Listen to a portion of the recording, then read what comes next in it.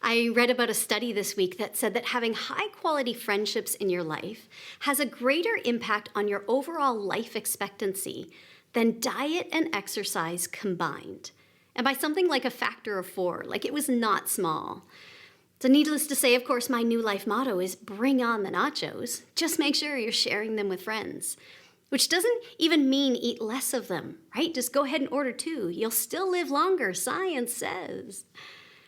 Now, this isn't totally new information. We've known for quite some time that social connections are really important when it comes to mental, emotional, and yes, even physical health.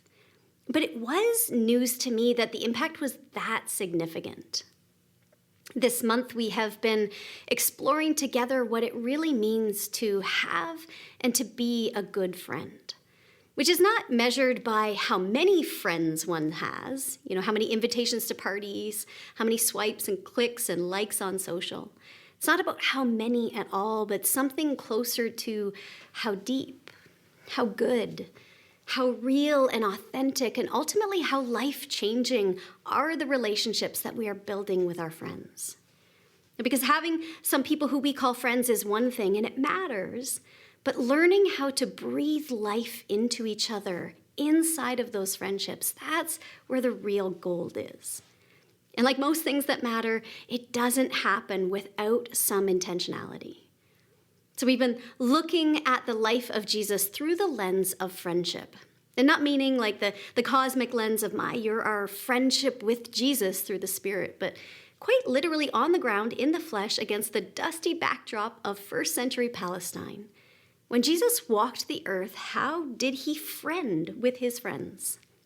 And what can we learn from him there?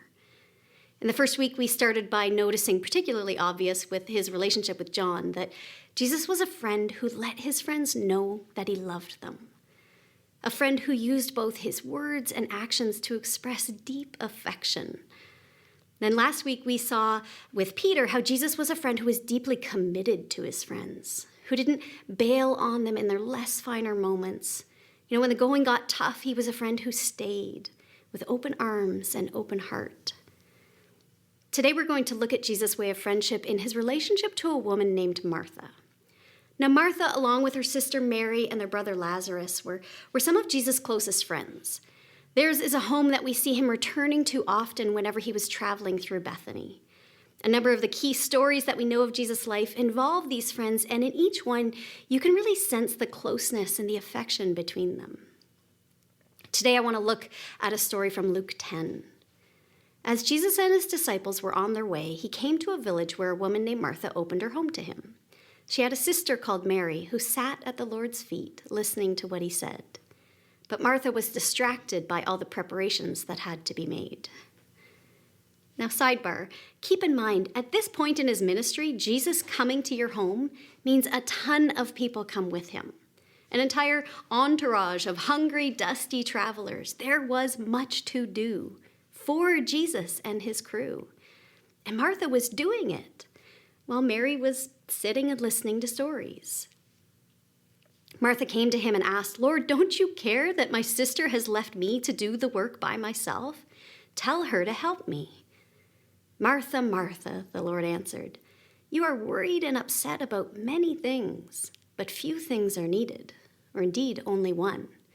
Mary has chosen what is better, and it will not be taken away from her." Like, sheesh. She's only trying to feed the guy. Dinner doesn't make itself. She comes to him for help, and instead of agreement and a little support, she gets told that she's off-center. Does that land with a bit of an ouch to you? This Jesus seems a little crispier than the one who had John constantly referring to himself as the one that Jesus loved, doesn't he? We expect Jesus to call out the Pharisees, the tax collectors, but why be so hard on Martha? He's supposed to be her friend. This isn't the only time that we see Jesus saying hard words to his friends, though. In Matthew 16, he calls the 12 who'd left everything to follow him, "You of little faith." At one point, James and John offered to defend Jesus when people had treated him poorly, and instead of thanking them, Jesus rebukes them. Another time, the same two asked for the privilege just to sit near him in heaven. And Jesus' response was essentially, you don't have a clue what you're talking about. Your priorities are all out of whack. Now get out of my face. I might have added that last part. The strongest one by far, and I quote this one often to my friends, is when Peter pleaded with Jesus to not allow himself to be killed. And Jesus responds with, "Get thee behind me, Satan." Are these words of life? Is this kind and loving friendship, I ask you? Well, Jesus seems to think so. And I wonder if it's because Jesus has his head squarely around something that most of us find it very difficult to embrace. That in friendship, love speaks the truth, even when it's a truth that's hard to hear. And in fact, that saying a hard thing that needs to be said sometimes doesn't necessarily signal a weakness in a friendship, but maybe rather speaks to the strength of it. And if that's the case, then is there a way to do that that doesn't pull us out of love, but that actually steps us right into the center of it? Well, let's look at how Jesus does it. He actually starts with affection. Did you notice that? He speaks her name and says it twice. Martha, Martha. That's a tone of tenderness. It's not an eye roll, it's not exasperation, it's certainly not anger. It's a compassionate reminder that he sees her and he knows her, that she is safe with him. It's a signal that his heart is soft in this encounter and he's inviting hers to be as well. Next, he sees what's underneath. No, you're worried and upset about many things. He's not judging and condemning her there. He's seeing beneath the surface to the deeper wound thing that is driving her to make the poor choice. He sees how she's actually tortured inside, and that's turning into destructive behavior outside. That lens is important. So starting with affection and understanding what's underneath, he then says the hard thing.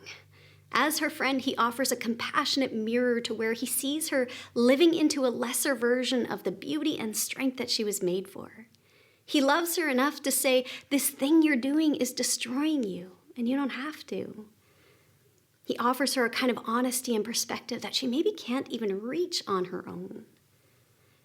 And then in his final move, he calls her to something higher. As he shifts her gaze to notice Mary's choice, not as a comparison or competition, but he's inviting her into a brighter vision, a brighter walk. He's saying there's a different way to live than this harried and harassed internal state you've been operating from. He reminds her of what love and peace and trust look like. He reminds her of who she is, of the goodness right in front of her, available to her.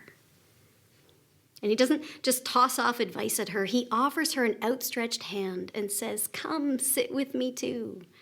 I'll journey with you. I'll help you grow into a new way of being. And that's the thing. See, Jesus understands that the gift and the strength of our very, very best friendships are that they help us to grow into the best reflections of the light and love of God that we can be in this world. So do you have friends who love you enough to tell you what you don't want to hear? Who care about you enough to tap into tough love in those moments when that's what growth requires? I will tell you a quirky story of one of the most powerful experiences I've ever had of this dynamic.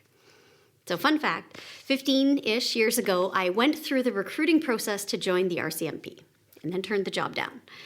One of the steps in that process is an athletic test set up in a gymnasium with a bunch of weights and obstacles designed to simulate the experience of having to chase, control, and then apprehend a suspect. If you complete the course 6 laps within the designated time, you pass. If you take even 1 second too long, no pass for you. If you collapse on the course and stay there, as one guy in my group did, no pass for you. So, all 4'10" of me summoned all my strength and speed and tore through the first lap of that course. No problem, I got this. Second lap, little harder, but it's okay, I still got this. Third lap, uh-oh, I don't got this. Fourth lap, I am going to die. Fifth lap, I throw myself over the final hurdle, and my legs literally immediately give out beneath me. And I am now laying on the floor, edge of tears, gasping for breath. Nope, I can't do this. I give up. And all of a sudden, the coach guy who's timing the test is suddenly standing over top of me and essentially yelling at me, saying, "Don't you dare. Don't you dare give in now. Get up." And I don't know if that sounds harsh to you. It sounded harsh to me, and it was intense. But it was also so good. Now, I've been yelled at in my life. I've been shamed, coerced, bullied, demanded of in strong, insistent tones. It doesn't feel good. It doesn't lead to good. This wasn't that.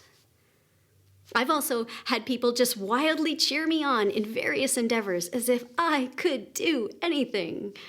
And that feels lovely. But this wasn't that either. This just was something else. It was a strong, insistent, empowering, no nonsense, but also loving call up into a version of myself that I was momentarily unconvinced that I could be. And it feels so weird to put love in that sentence, I know, because it was just some rando athletic guy at a college running tests who didn't even know me. But I will never forget that tone in his voice. It was fierce insistence mixed with some kind of loving care that was refusing to allow me to collapse in on myself. It was a yell, but it was a yell to me, not at me. I don't think I had ever heard a tone quite like that, certainly not directed at me before in my life. And not only did it work, it got me up off that floor and through the sixth lap with 4 seconds to spare. But that experience stuck with me. That tone has stuck with me.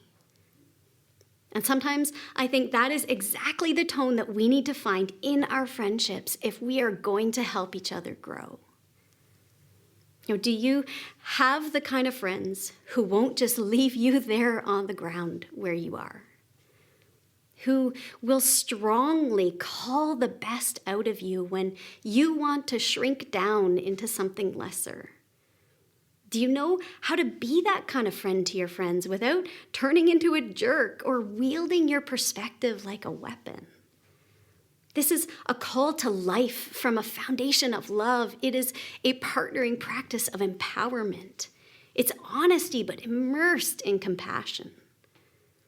And too often, we either shy away from it or get defensive against it. But this is what love does in both the giving and the receiving. It's not an easy dance, but it's possible and it's worth it. A friendship at its best is friendship that helps us grow. And that means it calls out the hard stuff. When we see the lesser things that someone we care about is giving themselves to, the lesser vision, the lesser version of themselves, when we see them missing the light of Jesus that is right in front of them, a friend calls the light out. Proverbs 27:17 says, "You use steel to sharpen steel, and one friend sharpens another." This is a good thing. It can be a healing thing. James 5 says, "Make this your common practice. Confess your sins to each other and pray for each other so that you can live together whole and healed." When we pull the crappy stuff out of the shadows and into the light with each other, we give it a chance to be loved and healed. And that's the only place from which it can ultimately be let go of. And we need each other for that. So love doesn't bulldoze in judgment, but it also doesn't hold back in fear. Real friends call out the hard stuff, yes, in order to help each other grow. And they also call to the higher stuff. It's not just about naming what's off center. It's about helping each other to see and to step into the actual center of a Jesus-saturated life. Now, it's painting a picture of both the goodness you currently see inside your friend and the higher potential that they are right on the edge of. It's about planting courage in each other in a way that helps us step into the deeper, richer, brighter lives of love that God longs for us to experience. I see this incredible strength in you. You are right on the edge of it. So come on, dig deep and bring that thing all the way up and out into the daily existence of your life. Don't you dare give up now. Friends can do that for each other, can be that fierce, gentle voice. If we'll have the courage and the love and the intentionality to do it.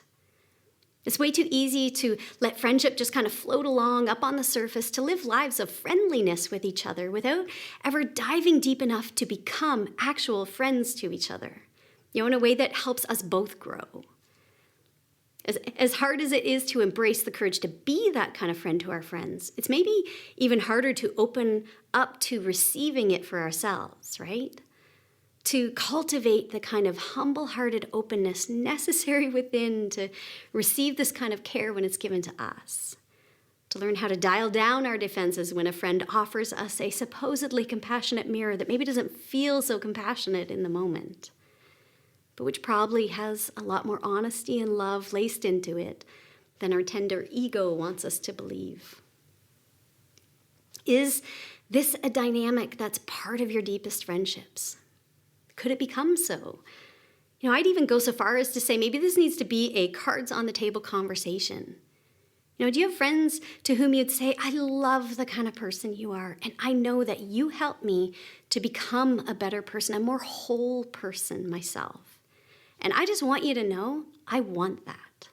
Even if and when it might make for sticky moments between us, I give you permission to speak truth into my life. Because I know with you, it's held in a crucible of love.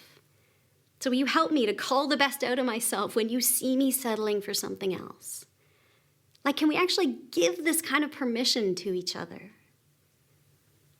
I would pay actual money to have that guy yell at me again.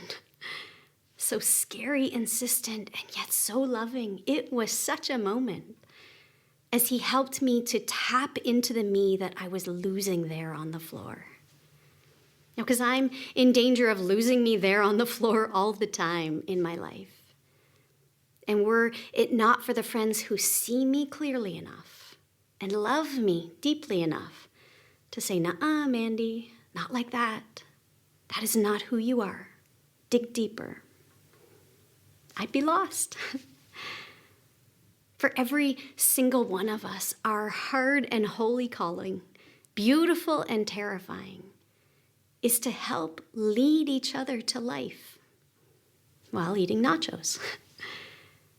And it requires immense courage, immense humility, immense tenacity to learn to friend this way, and immense grace, like boatloads of grace, to both give and receive this kind of love. Because we will not do it perfectly. It will be messy, guaranteed. But it'll also be worth it. And the gold that it will produce in our lives and in our world will be unspeakably beautiful the more we give ourselves to it. Jesus has given us a very good path to follow. Hold each other in deep affection. See the wounded part beneath whatever's happening on the surface. Compassionately say the hard things, and then call and help carry one another to something higher. This is friendship, this is love, and we can do this. And our lives and the world will change dramatically when we do. So let's follow Jesus in this and just see what kind of people it forms us into, what kind of friendships it just might grow in our lives. God, we are so grateful for your life-transforming love, the love that reaches down and finds us wherever we are and breathes life from the inside out.